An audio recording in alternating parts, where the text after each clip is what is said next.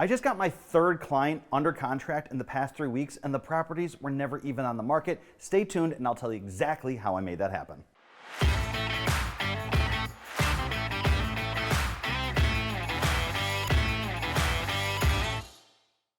Hi, welcome back to another Coffee with Coleman, where we love to discuss Washington, D.C., business, real estate, all that good stuff. My name is John Coleman, and I'm a real estate agent here in Washington, D.C. with the Jason Martin Group. If you've been paying attention to the market not only this year, but the past few years, there is one thing that rings true, and that's inventory, especially for houses, is insanely low. Take a look at this graph that shows all of the active, coming soon, and temporary off-market properties that are currently on the market. This line right here, 2019. Then you have 2020, and it's kind of steady, but decreases across the year. And then you get to 2021. And just so you know, it's down here. It's not with those other ones. So you could see firsthand that the amount of inventory available to buyers is seriously way off. If this is a problem that makes you nervous about your house hunt, don't be afraid to reach out. My contact information is below, and I can coach you and give you a personalized strategy of how we can find your new home, whether it's on the market or off the market. Okay, so regardless of what market you're in, it's important to have as many options as possible when buying a home. Well, we as agents will give you access to the MLS, which is actually widely available to most people.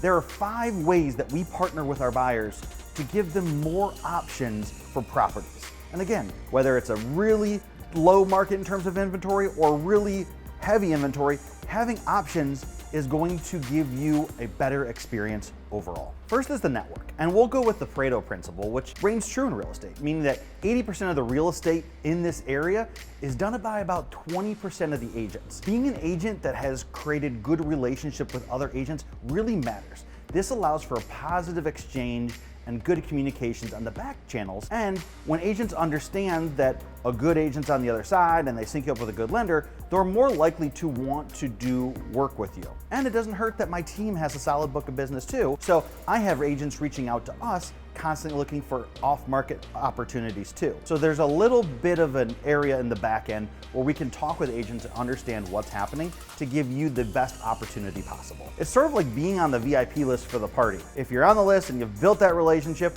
well, you're gonna get right past the line and right inside.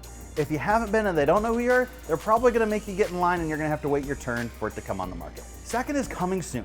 Take a look at this. I had a client this week reach out about this property on our exclusive website. It's coming soon, meaning that it's not yet available, but it'll be available pretty shortly. We sometimes even know the exact date of when it's going to be listed. This one was listed by Redfin. So if I go over to their site, you see there it is. Redfin has it listed as coming soon too. You think that'd be the case everywhere, right? Wrong. We clicked into Zillow, and it's not mentioned at all. What this means is that you as a buyer need to be set up in an area and a list that's going to have everything available, and we can help make that happen for you. If you depend on one list, you might miss on things from other lists as well. So we want to coach you to make sure that you understand exactly where to find these properties. And why does this matter? Well, buyers can prep ahead of time for launch. You know, it's not just about getting in and seeing it ahead of time. If you know the day that it's actually going to come live, you can go ahead, line up your showing early, get in early, see the property, and you can already make a decision on it before many people are just getting pinged for the first time from their apps. So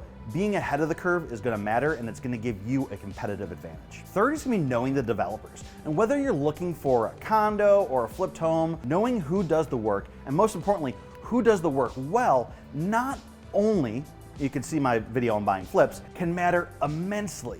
Lots of times developers know the numbers they want from a project or a unit before they even hit the market. So if you can make sense of that number and we can get an offer before it ever hits the market, then everybody's happy and everyone's working forward. And they would rather work with someone that's, again, working with a good lender and a good agent, which you will be, in order to make the deal as smooth as possible so they can get their money out of that project and put it into the next one. Number 4 is brokerage pocket listings. Each brokerage tries to keep up with a list of what's coming on in their firm's pipeline, and that's helpful. Every firm has this, and it's good to know what's on there.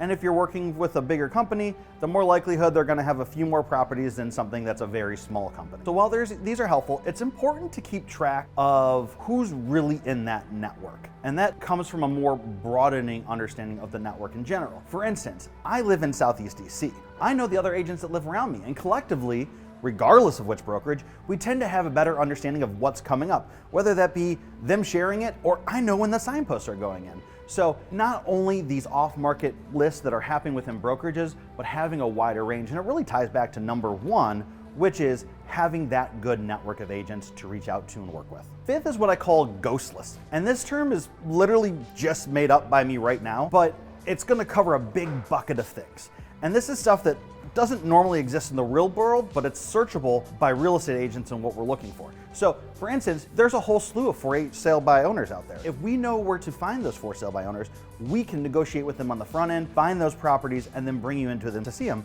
And those typically aren't listed on the MLS, so that's again giving you an advantage. Also, we dig through old listings. And maybe they didn't sell in the past. Maybe the market wasn't quite right for them then, or maybe they weren't looking right, or maybe the value just didn't make sense. However, a year later, maybe the value makes sense. And if we reach out to that person that tried to sell their home and couldn't sell the home, but they're still interested, maybe we can get a deal. So we like to reach out to those people and see if maybe they're still interested in listing their homes, and that's gonna give you, again, the buyer, more advantage. Lastly, we've been known to send out handwritten cards. This has been extremely successful in some condo buildings. So what we do is we pull all of the tax records of who lives in there, we write little handwritten cards saying that you are looking for a unit in their building, and we try to even make it specific. If you're looking for a one bedroom, we only send them to the one bedroom. So that way, if someone's thinking about selling, they reach out to us directly and we can negotiate the sale for you. There's no promises that any of these tactics works, but we're a firm believer. If you put more lines in the water, you have a higher likelihood of catching that fish. That's my fishing analogy for the day. All right, folks, those are the big takeaways. What did I miss? What are you interested in? Do you need some help finding some properties off market? Is the inventory really stressing you out? Don't be afraid to reach out to me and we can talk about your goals, the areas you're looking in, and what the inventory looks like and what you can do to be more successful. I put all of my information below, so don't hesitate to reach out. So thanks again for stopping by another Coffee with Coleman. Peace.